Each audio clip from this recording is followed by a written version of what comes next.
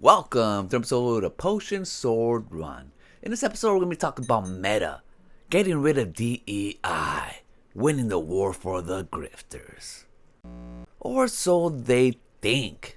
I mean, yes, it's 2025, we have Trump in office, the mood has changed, and DEI has gone down the wayside. The programs have, but just so you guys all know, gay people, binary people, transgender people, they, them, others, are still alive in this world and will still keep on making games because that's the profession they choose. They're not going anywhere, no matter if DEI and all those other stuff is going away. But the thing is, it's not really going away. We know these companies just kind of go where the wind blows.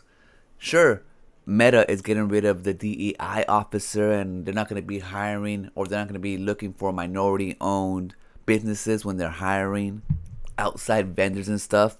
But guess what? They will still exist. They will still be using gay, transgender, binary vendors, minority vendors, Hispanics, blacks, Asians still exist. In fact, your guys' hero, Elon Musk, wants to bring in all the Indians to replace all the lazy white Americans.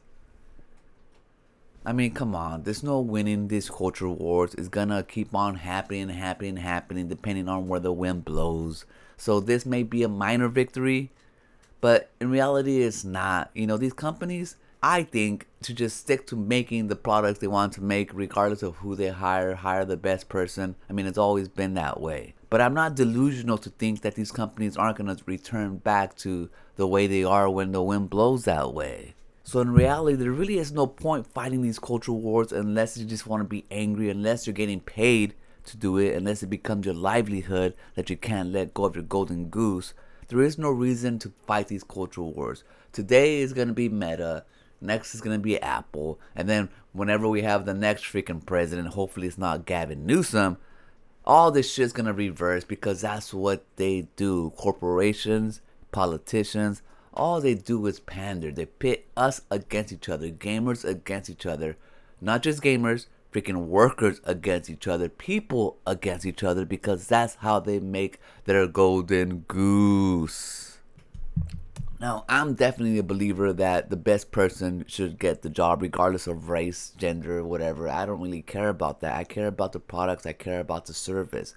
But I also don't discriminate against people. If people look a certain different way and they want to make video games, by all means. If people look a different way and they want to make tacos, by all means. This is the United States of America. We're supposed to be unique, individuals, follow our own dreams. If you want to look like this guy, go by all means, man. Be you. Be unapologetically you. And people like Smash JT making fun of transgender people, gay people. I mean, what is that? That is nothing but hate. I can look at them and just ignore them if there's not my flavor. But I don't have to point them out. Like, who does that? Would you point them out in real life? And that's the thing. Smash JT and all these fools will not be pointing these people out in real life. Because that's what ugly people do. That's what bad people do. But they do it because it's their golden goose. And they keep on talking about DEI stuff because that's how they get paid. They know that'll make people angry. And the thing is, I think most people are against DEI practices. I mean, it just makes no sense. But when you really get down to it, we have to acknowledge that there is a gap between hiring, let's say, white people or minorities. To deny that is stupid, and to think why these white Americans are hired over minorities because they're smarter, it's also stupid. And that's why they come up with these programs so they can get the best and brightest from anywhere and everywhere. And there may be examples out there where it has been abused, but to pile up all transgender people, non-binary people, gay people, and put them all in the same boat, saying they don't deserve to get a job in the game industry, they don't deserve to just be the way they want to be, I mean, that's something that I can't get behind of. Everybody. If you want to be a hillbilly hick, if you want to be a cowboy, if you want to be a hog, if you want to be a nerd, if you want to be a flamboyant muscle man, if you want to be anything in this world, you can, you should be, especially in the United States of America. But we have all these anti-Americans out here trying to take away people's rights to be individuals just because they don't align with them politically. And that's something that I cannot stand with again. And you can't judge a book by its cover, obviously. When you look at all the executives that make good games in this industry, I mean, they're weirdos. A bunch of them are weirdos. They're dorks, they're nerds. You know, they're outcasts. That's what we are. And we shouldn't be pointing at each other. We shouldn't be making fun of each other. I understand it's the internet and that's how things go.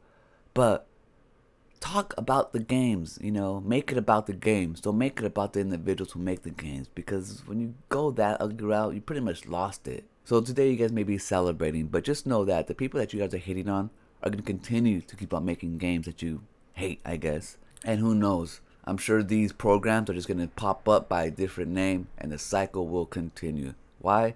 Because that's what politicians and corporations have to do to keep us fighting against each other and ignoring all the atrocities that they do to us. I'm going to leave it right there. I'll catch you on the next one. Remember, be kind to yourself and enjoy your life. And I'll meet you right there. Peace.